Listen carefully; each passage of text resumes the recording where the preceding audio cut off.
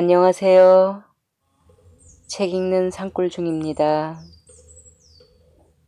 이틀 밤낮 동안 정말 고맙고 정말 반가운 단비가 오셔서 농부님들이 조금은 여유로워진 날 같습니다. 아침마다 들리던 모터 소리도 들리지 않고요. 또 하루 종일 왔다 갔다 물을 실어 나르던 차들도 보이지 않습니다.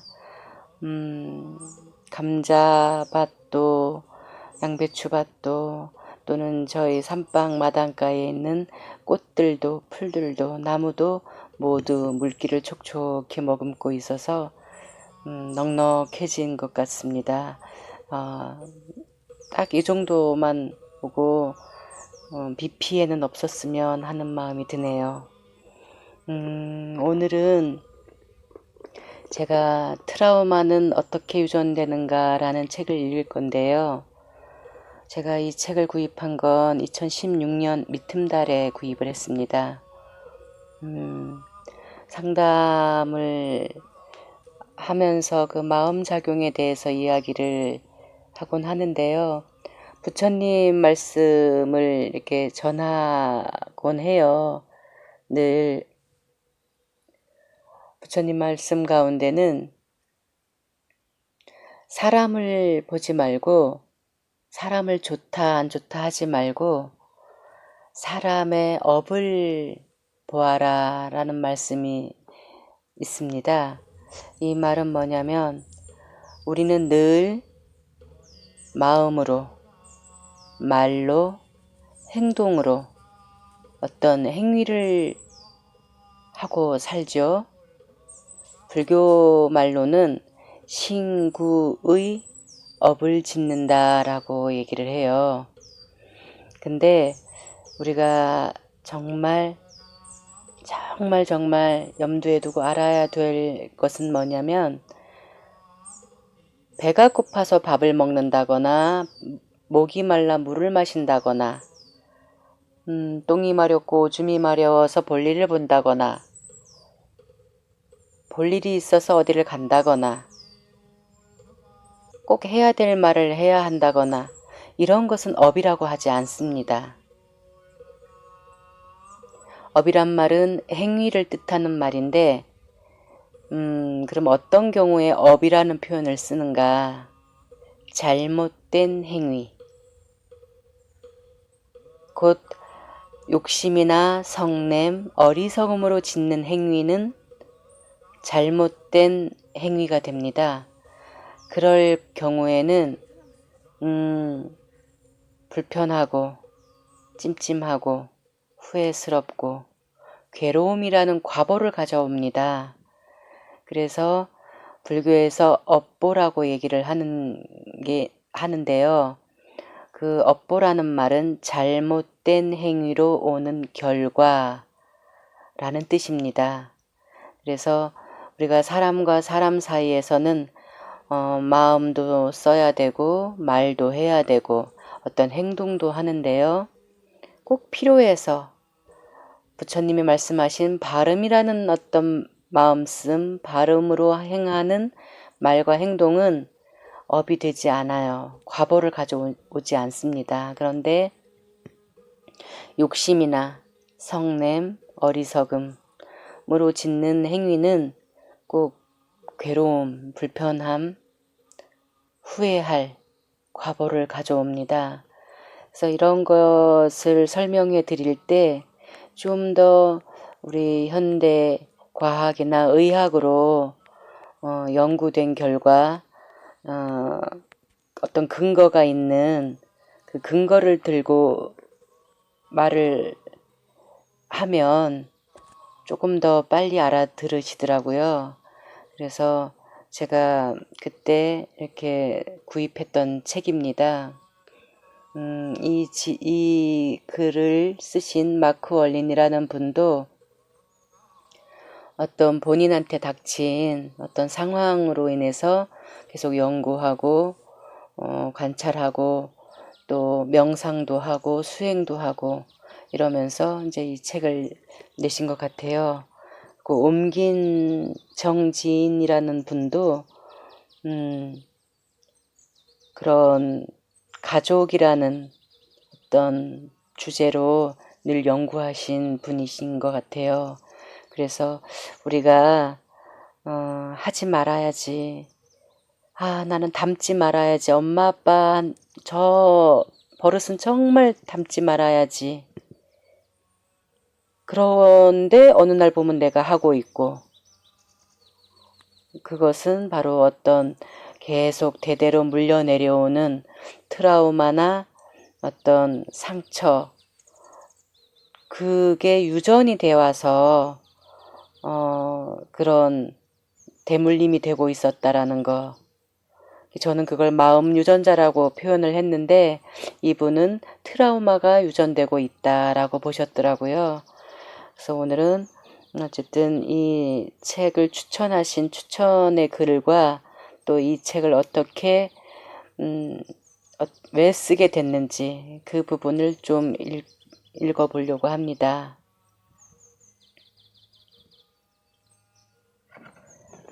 트라우마는 어떻게 유전되는가? 마크월린 지음, 정지인 옮김, 출판사는 심심. 마음 심자를 쓰고 있네요. 추천의 말. 누구도 트라우마에서 자유로울 수 없다. 최광현, 한세대학교 상담대학원 교수, 가족의 두 얼굴 저자. 어린 시절 겪은 트라우마는 생각보다 더 큰 강도로 우리에게 상처를 준다. 가령 트라우마를 경험한 사람은 감정 조절 능력에 문제가 생기며 쉽게 불안해한다. 또 불안한 상태에서 안정적인 상태로 돌아오는 일을 어려워하고 그 과정이 남보다 더디다. 뿐만 아니라 스트레스에 민감하고 그것에 적절히 대처하는 일에 취약하다. 한마디로 트라우마는 건강한 자존감을 갖춘 인간으로 살아가는데 걸림돌로 작용한다. 트라우마를 경험한 사람은 그 당시와 비슷한 상황이 닥치면 일시로 사고가 정지되는 기분을 느끼기도 한다. 또 사소한 일로 불안해하거나 무기력에 휩싸이며 대인관계에서도 어려움을 겪는다. 전쟁에 참가했거나 홀로코스터 같은 충격을 겪었거나 천재지변에서 겨우 살아남은 사람에게는 정신적 외상, 즉 트라우마가 생긴다. 우리나라도 사회적 재앙에서 자유롭지 않았다. 멀게는 일제강점기 시절을 치욕 속에서 견뎌야 했고 한국 전쟁이라는 민족적 불행에 휘말리기도 했다. 크고 작은 사건이나 사고도 트라우마의 원인으로 작용한다. 그동안 우리는 어느 날 느닷없이 백화점이 붕괴되거나 다리가 무너지거나 배가 침몰하는 등 트라우마를 입을 만한 사건을 여러 번 경험했다. 사회적 재앙, 불가항력적 상황에 노출되는 일이 트라우마를 남긴다는 사실은 부정할 수 없다. 그렇다면 개인의 삶에서 오는 트라우마는 어떨까? 가족이나 친구, 직장 동료, 오가다 마주치는 사람과 벌어진 일로 겪는 트라우마는 없을까? 큰 사건에 휘말리지 않아도 우리는 가족과 부대끼며 사는 동안 트라우마로 남을 만한 일을 겪는다. 더 적나라하게 말하면 인간이 경험하는 트라우마의 대부분은 가족에게서 온다.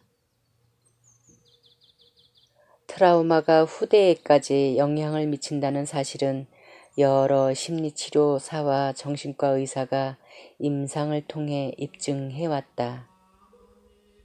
이 책은 임상 사례로 증명하는 것에서 한 발 더 나아가 트라우마가 유전된다는 명제를 생물학, 유전학 등 과학으로 뒷받침한다. 트라우마 경험이 감정에 흔적을 남기는 것은 물론 생물학적인 특성에도 영향을 미치고 실제로 유전된다는 것이다. 문제를 알려면 나무만 봐서는 안 된다. 전체 숲을 봐야 한다. 다시 말해 불안감, 우울함, 강박관념, 정체 모를 두려움 등 정서의 문제를 단순히 내 문제로만 여겨서는 안 된다. 부모와 조부모를 비롯해 그 윗세대의 일까지 들여다봐야 하는 것이다. 가족 안에 흐르는 일정한 패턴과 반복성을 알아채면 지금 내가 겪는 문제의 실체를 밝힐 수 있다.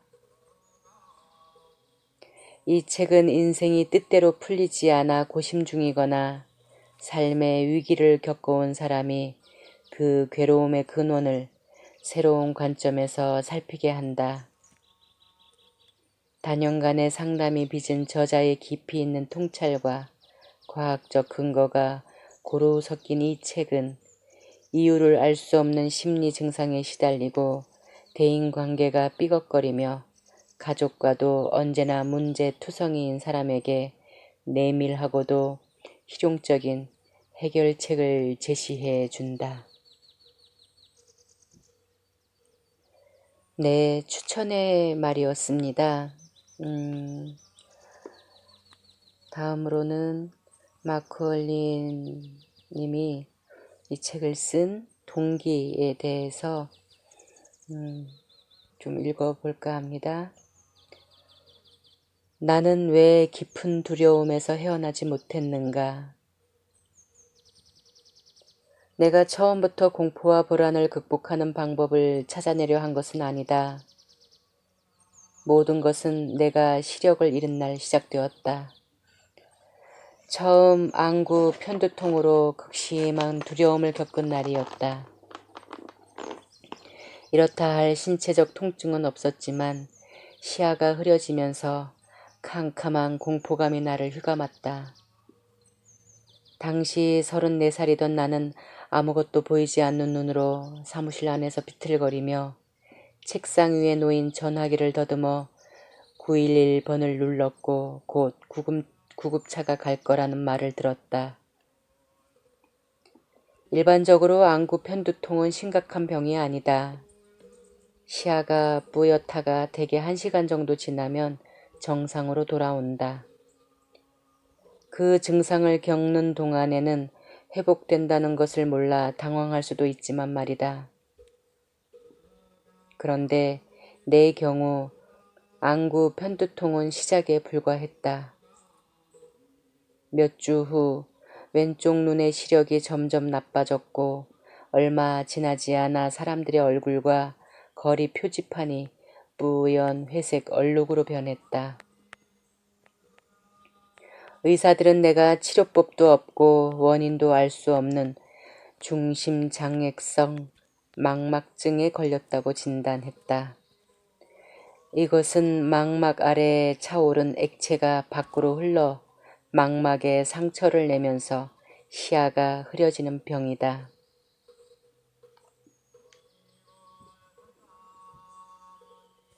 의사들은 내 시력이 사라지는 이유를 설명해 주지 못했고 치료법도 따로 알려주지 않았다. 비타민 복용, 주스만 먹고 다른 모든 음식을 끊는 주스 단식, 영적인 에너지 레이키 치료법 등 이런저런 방법을 시도해 보았지만 상황은 오히려 더 나빠졌다. 막막했다. 엄청난 공포가 나를 덮쳤고 그 앞에서 나는 속수무책이었다. 눈이 멀어 나 자신조차 건사하지 못하면 나는 완전히 혼자 남겨져 무너지고 말겠지. 인생은 끝장나고 살아갈 의지도 잃어버릴 거야. 내가 어쩌다 그런 생각에 그토록 휘둘리게 된 것인지 의아했다. 다른 사람들은 나보다 더 큰 역경에 처해도 이처럼 깊은 심염으로 빠져들지는 않았다. 나는 왜 그토록 깊은 두려움 속에서 헤어나지 못했을까? 그로부터 몇 년 더 지난 뒤에야 질문에 답할 수 있었다. 당시 내가 할 수 있는 일은 떠나는 것뿐이었다. 나는 인간관계와 가족, 사업, 내가 살던 도시까지 나와 엮인 모든 것에서 떠났다. 내가 속한 세상, 많은 사람이 혼란과 불행에 빠져 있는 듯한 세상에서는 원하는 답을 찾을 수 없었다. 숱한 의문이 나를 휘감았고 무엇보다 그때까지 살아온 방식으로 계속 살고 싶지 않았다.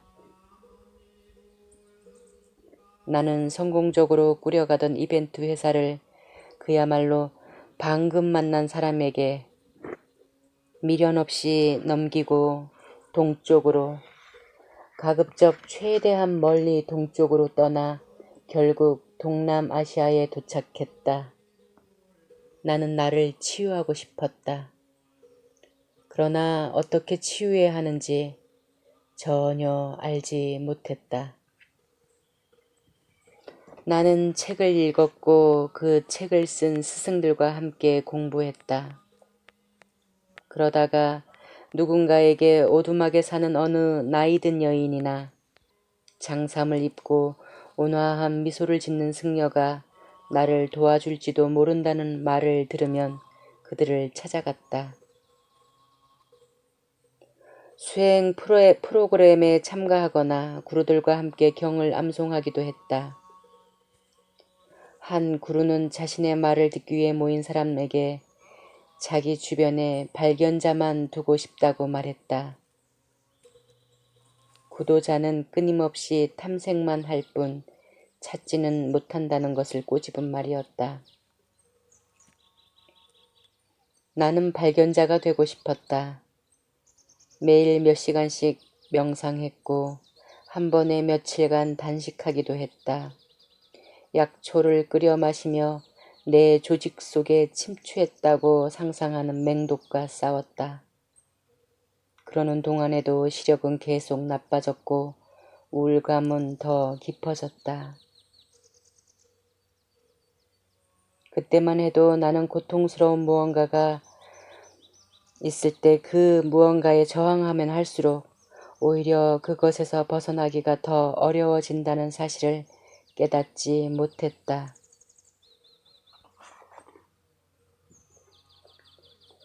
어느 날 나는 사상, 진리를 주제로 한 영적 지도자와의 대화를 하려고 줄을 서서 기다렸다. 사원의 모든 사람이 희고 긴 옷을 입고 줄을 서서 몇 시간 동안 기다린 끝에 마침내 내 차례가 왔다. 나는 그 스승이 온 마음을 다한 그동안의 내 수행을 인정해 주리라고 기대했다. 그러나 그는 나를 똑바로 바라보더니 단박에 내 문제를 파악했다. 집으로 가라. 뭘 하라고? 나는 머리 끝까지 화가 났고 분노로 온몸이 떨렸다. 집으로 가서 내 어머니와 아버지를 만나라. 그가 나를 잘못 읽은 게 분명했다. 이미 성장해 그들을 벗어난 내게 부모는 더 이상 필요치 않았다. 나는 오래전에 부모를 포기했고 신성하고 영적인 부모, 즉 모든 스승과 구루, 그리고 나를 다음 단계의 깨달음으로 안내하는 현명한 사람들과 내 실제 부모를 맞바꿨다. 더구나 지난 몇 년 동안 베개에 마구 주먹질을 하거나 판지로 만든 부모님의 형상을 잘게 찢는 등 잘못된 방법으로 부모와의 관계를 치유했다고 믿었다. 나는 그의 충고를 무시하기로 했다. 그런데 그의 말이 내면의 어떤 지점을 계속 건드리면서 도무지 떨쳐지지 않았다. 그런데도 나는 어떤 존재다라는 미몽을 떨치지 못했다. 나는 나를 일정 경지에 오른 명상가로 여겼고 그 생각에 끈질기게 매달렸다. 결국 나는 오해를 바로 잡아주기를 기대하며 또 다른 영적 지도자를 찾아갔다. 그는 매일 수백 명에게 거룩한 사랑을 가득 채워주는 사람이었다. 그러면 나를 내가 마음속에 그리는 모습처럼 영적으로 깊이 있는 사람으로 봐줄 거라고 생각했다. 이번에는 하루를 꼬박 기다리고서야 내 차례가 왔다. 드디어 내가 맨 앞줄에 섰을 때 또다시 똑같은 말이 들려왔다. 부모를 찾아가라. 집으로 돌아가 부모와 화해하라. 이번에는 나도 말귀를 알아들었다. 부모를 어떻게 생각하든 우리가 그들을 지워버리거나 제거할 수 없다. 그들은 우리 안에 있고 우리는 그들의 일부다. 심지어 한 번도 만난 적이 없더라도 그렇다. 부모를 밀어내면 자신에게서 더 멀어질 뿐만 아니라 고통도 더 커진다. 두 스승에게는 그것이 보였지만 내게는 보이지 않았다. 수년 동안 나는 부모를 가혹하게 비판해왔다.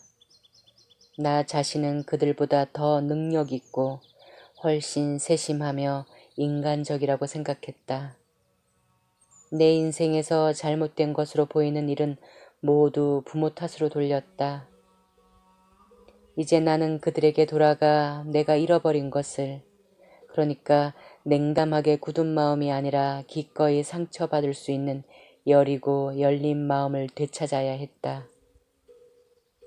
나는 그 즈음에야 다른 사람의 사랑을 받아들이는 능력이 어머니의 사랑을 받아들이는 능력과 연결되어 있음을 알았다. 하지만 내가 어머니의 사랑을 받아들이는 일은 쉽지 않을 터였다.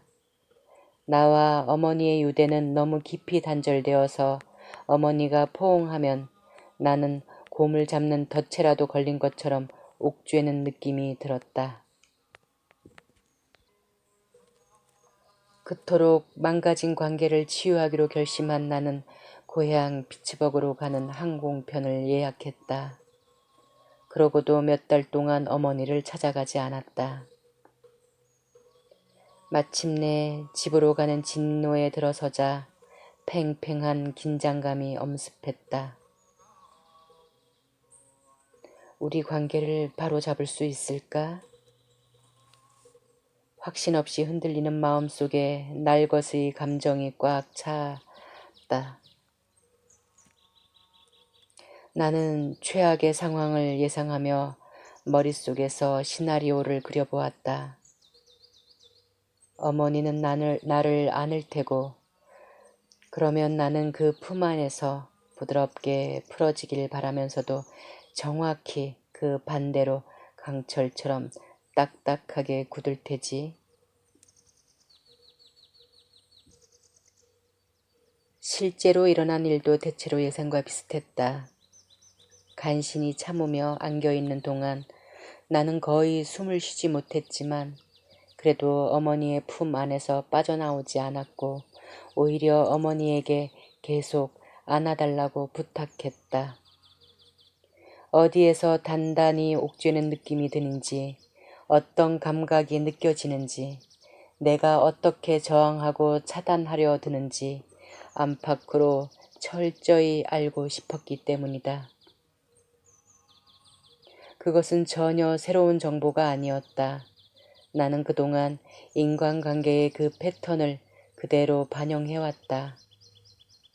이번에 유일하게 달라진 점은 내가 달아나지 않았다는 것이다.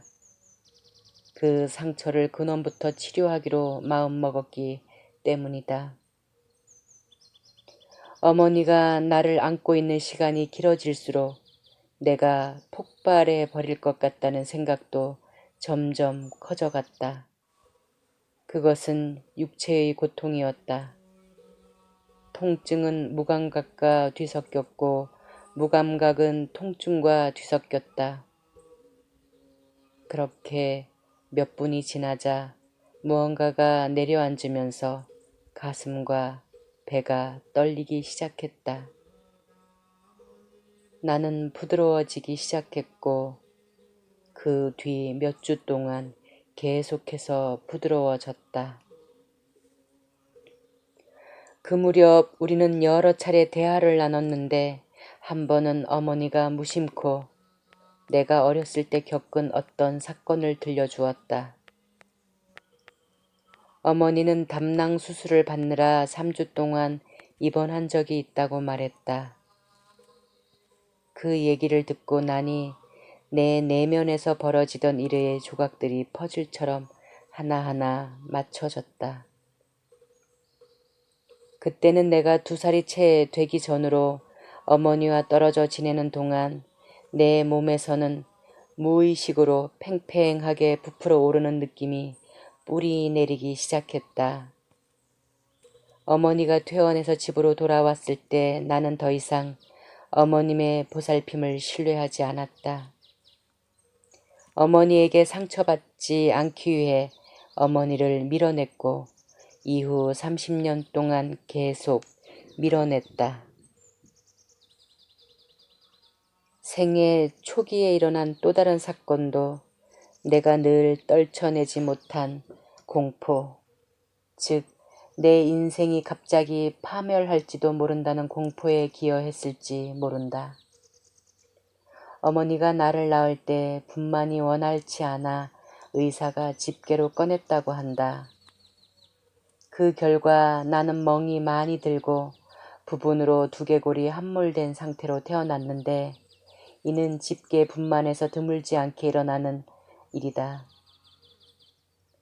어머니는 몹시 후회하면서 흉한 내 모습에 처음엔 나를 안아주기가 쉽지 않았다고 고백했다.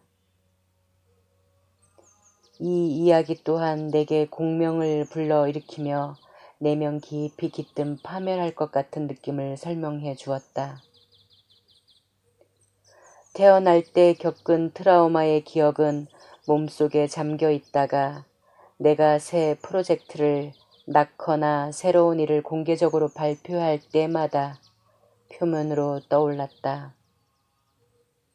그 사실을 안 것만으로도 나는 평온함을 느꼈고 그 깨달음은 예상치 못한 방식으로 어머니와 나를 가깝게 만들어 주었다.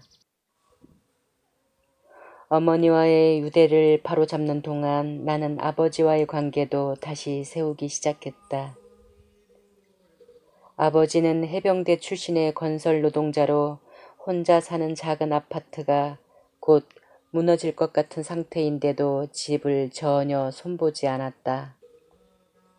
내가 13살 때 어머니와 이혼하고 줄곧 혼자 살아온 아버지의 아파트에는 언제나 그랬듯 방과 복도 곳곳에 오래된 연장과 볼트, 나사, 못, 전선, 강력 테이프가 흩어져 있었다.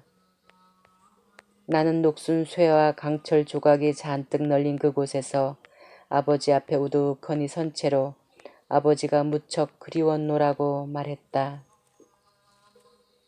아버지는 어떻게 대답해야 할지 몰라 당황했고 내 말은 허공 속으로 흩어졌다. 나는 늘 아버지와 친밀하게 지내기를 간절히 원했으나 아버지도 나도 어떻게 해야 그럴 수 있는지 알지 못했다. 그래도 이번에는 계속 이야기를 나누었다. 나는 아버지를 사랑한다고, 아버지는 좋은 아버지라고 말하며 어릴 적 추억을 들려주었다. 아버지는 어깨를 으쓱하거나 화제를 바꾸며 겉으로는 내 말을 듣지 않는 척 했지만 나는 아버지가 내 말에 귀를 기울이고 있음을 느꼈다. 아버지와 대화하고 기억을 나누는 데는 여러 주가 걸렸다. 어느 날 함께 점심을 먹다가 아버지가 내 눈을 똑바로 바라보며 말했다. 내가 나를 사랑했을 거라고는 한 번도 생각해 본 적 없었다. 나는 거의 숨을 쉴 수 없었다. 우리 두 사람의 내면에서 막대한 고통이 솟구쳐 올랐다. 순간 우리의 마음이 툭 깨지며 활짝 열렸다. 때로 마음은 부서져야 열린다. 마침내 우리는 서로에게 사랑을 표현하기 시작했다. 집으로 돌아가 부모와의 관계를 치유하라고 한 스승들의 조언을 따른 덕분이었다. 몸은 기억하고 공유한다. 나는 부모와 조부모, 그리고 그보다 더 먼 조상이 미처 끝내지 못한 일이나 답을 찾지 못한 질문이 내게 영향을 미친다는 것을 강하게 느낀다. 마치 가족 안의 부모에게서 자식에게로 전해지는 비인격의 카르마가 있는 것처럼 여겨질 때도 있다. 나는 늘 이전 세대가 마무리하지 못한 일을 내가 완성하거나 아니면 계속해야 한다는 느낌을 받는다. 카를 융, 기억, 꿈, 사상. 가족의 역사는 어머니가 우리를 임신하기 전에 이미 시작된다. 최초의 생물학적 형태, 즉 미수정란 상태에서 우리는 어머니와 외할머니의 분자 환경을 공유한다. 외할머니가 어머니를 임신한 지 5개월째가 되면 태아인 어머니의 난소에 훗날 우리로 발전할 난자의 정구세포가 들어있다. 이는 어머니가 태어나기도 전에 어머니와 외할머니 그리고 우리의 최초 흔적이 모두 한 몸에 존재하면서 3대가 동일한 생물학적 환경을 공유한다는 뜻이다. 이것은 새로운 개념이 아니라 발생학 교과서가 한 세기 넘도록 우리에게 가르쳐온 이야기다. 우리의 시초는 부계에서도 유사하게 추적할 수 있다. 우리로 태어날 정자의 정구 세포는 할머니의 자궁 안에 태아로 있을 때부터 아버지의 몸 안에 존재한다. 예후다를 비롯한 여러 과학자들이 연구한 스트레스의 유전 방식을 동원하면 할머니가 경험한 트라우마의 생물학적 잔재가 어떻게 후세에 유전되어 지대한 영향을 미치는지 전체적인 그림을 그릴 수 있다. 단, 난자와 정자의 발달에는 중요한 생물학적 차이점이 있다. 아버지의 정자는 사춘기부터 계속 증식하지만 어머니는 평생 분량의 난자를 품고 태어난다. 외할머니의 자궁 안에서 일단 어머니의 난세포가 생기면 그 세포계는 세포 분열을 멈춘다. 그렇게 세월이 지난 뒤 난자 중 하나가 아버지의 정자와 만나 우리가 태어난다. 오늘날 과학은 난자와 정자의 정구체 이후 세대에게 잠재적으로 영향을 미칠 수 있는 사건이 새겨져 있다고 말한다. 아버지의 정자는 청소년기와 성인기에도 계속 발달하기 때문에 임신 순간까지 발생하는 트라우마의 흔적에 지속으로 영향을 받는다. 두려움, 분노, 사랑, 희망 등 어머니의 감정은 자녀의 유전자 발현을 생화학적으로 바꿔 놓는다. 임신 기간 중 어머니의 혈액 속 영양분은 태반벽을 통해 태아에게 필요한 영양을 공급한다. 어머니는 영양소와 함께 감정이 생성한 수많은 호르몬과 정보 신호도 방출한다.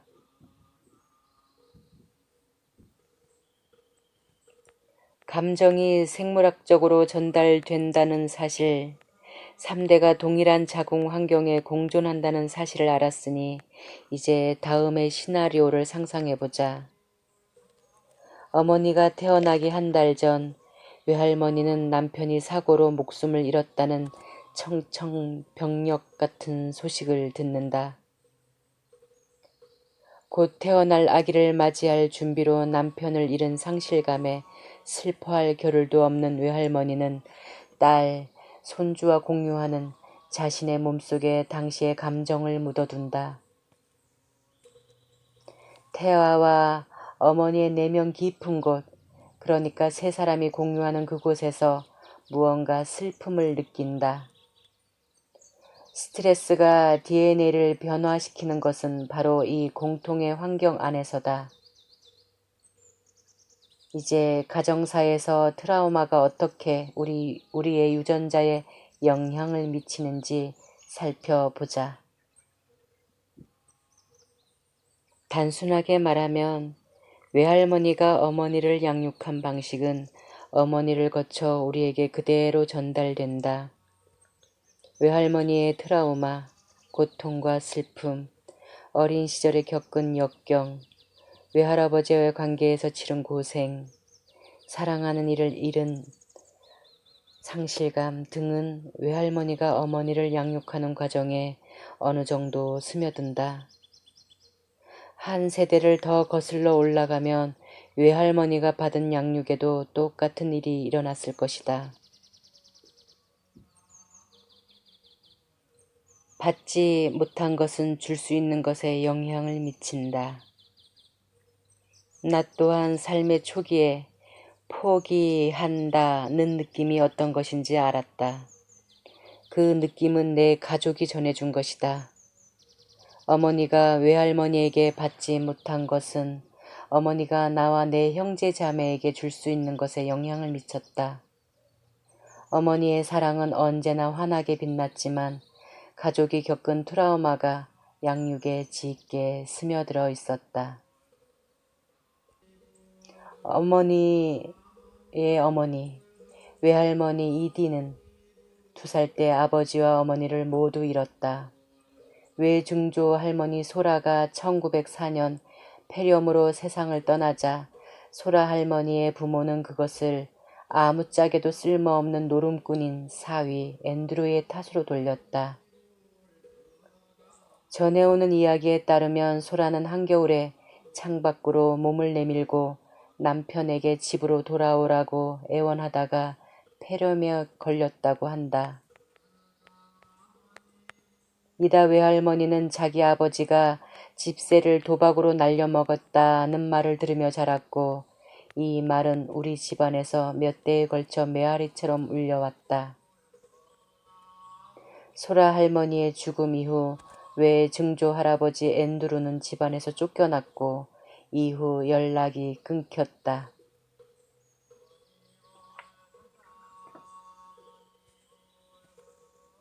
어렸을 때 나는 외할머니에게 이 이야기를 되풀이해서 들었는데 그때마다 외할머니의 비통함이 내게도 전해지는 느낌이었고 외할머니가 자기 아버지를 알 기회조차 없었다는 사실에 애석했다.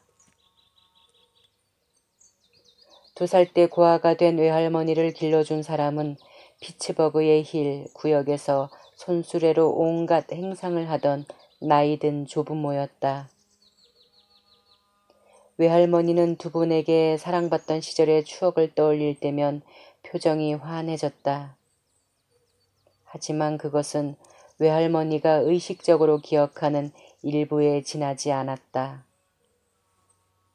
더 깊은 이야기는 외할머니의 기억이 닿지 않는 내면 깊숙한 곳에 깔려 있었다.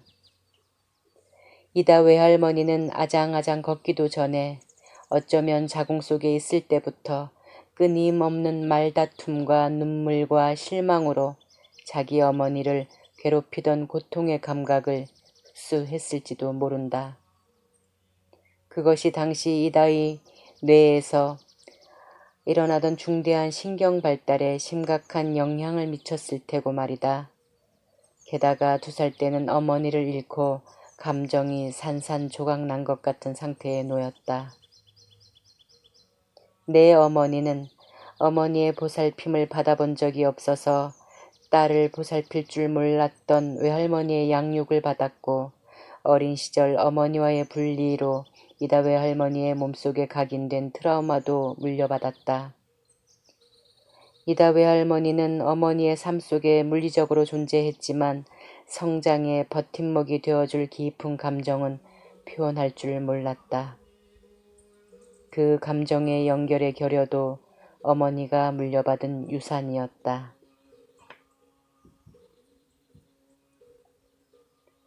같은 부모에게 태어나 비슷한 양육을 받은 자녀라도 각자 다른 트라우마를 이어받아 다른 운명을 경험하기도 한다. 가령 장남은 아버지에게 미해결 상태로 남아있던 것을 짊어질 가능성이 크고 장녀는 어머니의 문제를 짊어질 확률이 높다. 물론 반대의 경우도 있다. 나중에 태어난 자녀는 부모의 트라우마 중 또 다른 양상이나 조부모의 트라우마 요소를 짊어질 가능성도 있다. 예컨대 장녀는 다정다감하지 않고 통제하려 든 남자, 즉 자기 아버지와 유사한 특징을 지닌 남자와 결혼함으로써 그 역학관계를 자기 어머니와 공유할 수 있다. 이런 식으로 똑같은 트라우마에서도 영향을 받아도 양상은 서로 다르게 나타난다. 물론 가족 트라우마가 전혀 없는 것처럼 보이는 자녀도 있다. 이 자녀는 어머니나 아버지 또는 부모 모두의 건강한 유대관계를 형성했을 가능성이 크고 그 관계의 힘은 아이가 과거의 얽힘에 휘말리지 않는 데 도움을 주었을 것이다. 어쩌면 그 아이는 어머니가 아이의 형제 자매에게는 주지 못한 것을 많이 줄 수 있는 특정한 시기에 태어났을지도 모른다. 부모의 관계가 개선된 시기일 수도 있다. 또 어머니가 그 아이와는 특별한 결속을 경험했지만 다른 아이와는 그렇지 못했을 가능성도 있다. 항상 그런 것은 아니지만 대체로 나중에 태어난 아이가 더 잘 지내고 첫째나 외동아이는 가족사 문제의 큰 부분을 떠안는다.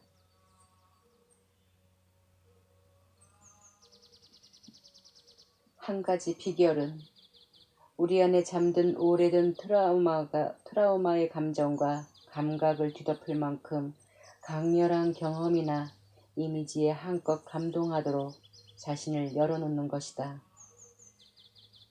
우리 정신에는 이미지로 치료할 수 있는 품넓은 역량이 있다. 용서하거나 위로하는 장면, 놓아보내는 장면을 상상할 때는 물론 단순히 사랑하는 사람의 모습을 떠올릴 때도 이미지는 몸속에 스며들고 정신 안에 깊이 자리 잡는다. 나는 그동안의 경험으로 자신과 가장 큰 공명을 일으키는 이미지를 찾는 것이 치유의 초석임을 깨달았다.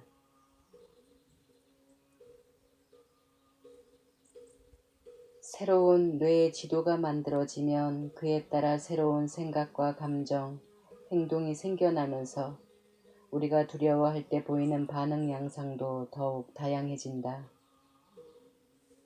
우리가 느끼는 두려움과 여러 증상 뒤에 무엇이 있는지 그 연관관계를 파악하는 것으로 우리는 이미 새로운 해결 가능성을 열어 젖히는 셈이다.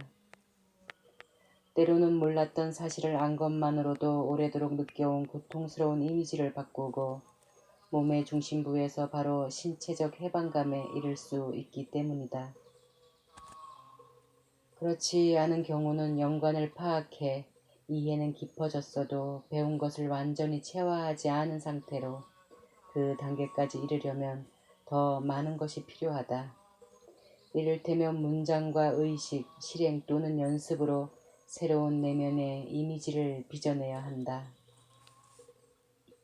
새로운 생각, 새로운 감정, 새로운 감각, 그리고 새로운 뇌 지도가 형성되면 내면에 새로운 내적 경험이 쌓이기 시작하고 그때부터 그 경험은 과거의 트라우마 반응과 힘을 경우른다. 유전자를 바꿀 수는 없어도 기능하는 방식을 바꿀 수는 있다. 위스콘신 대학교 메디슨 캠퍼스의 한 연구에 따르면 겨우 8시간만 명상을 해도 염증 유발 유전자가 감소하는 것을 비롯해 유전자와 분자에서 명백한 변화가 일어났다고 한다. 염증 유발 유전자가 감소하면 스트레스 상황에서 몸을 보다 신속히 회복할 수 있다. 당신이 DNA를 바꿀 수는 없다. 하지만 DNA가 기능하는 방식을 바꾸면 이는 DNA를 바꾸는 것과 거의 비슷하다. 예, 여기까지 읽겠습니다. 명상도 트라우마 치유에 굉장히 큰 힘이 되고 있음을 알 수 있는데요. 기회가 되시면 한번 책을 직접 읽어보시는 게 좋겠습니다. 들어주셔서 고맙습니다. 좋은 날 되세요.